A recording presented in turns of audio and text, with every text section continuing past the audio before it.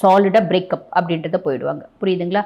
பெருசாக பேசி ஆர்ப்பாட்டம் பண்ணி சண்டை பண்ணி அப்படிலாம் போக மாட்டாங்க. ஓகே, பெருசாக வார்த்தைகளே விட மாட்டாங்க. நானும் எவ்வளவோ உனக்கு பொறுத்து பொறுத்து பார்த்துட்டேன், நீ வந்து மாறுற மாதிரி தெரியல, நீ திருந்துற மாதிரி தெரியல, உனக்கு எக்ஸ்ட்ரா மேரிட்டல் அஃபேர்ன்றதுக்கு நான் வேண்டாம் அப்படின்னு சொல்லிட்டேன். அதையும் மீறி நான் உனக்கு நிறைய தண்ணி கூட 3 முறை தான் பொறுக்கும், நானும் 3 முறை பொறுத்துட்டேன், இன் ப்ரெசைஸ் டு த பாயிண்ட் அப்படின்ற மாதிரி பேசுவாங்க.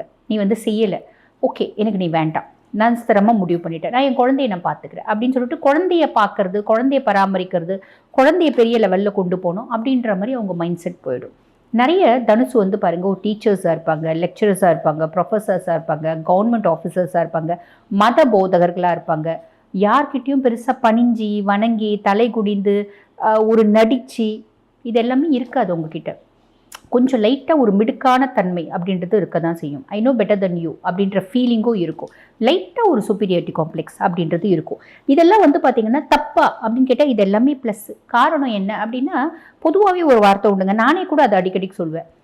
மற்றவங்கள ஏமாற்றாமல், மற்றவங்களுக்கு துரோகம் பண்ணாமல், மற்றவங்களை கெடுக்காமல், மற்றவங்க கிட்ட நடிக்காமல் நான் ஹானஸ்ட்டாக வேலை செய்கிறேன் அப்படின்னும் போது எனக்கு கொஞ்சம் திமிர் இருக்கிறதுல தப்பு இல்லை.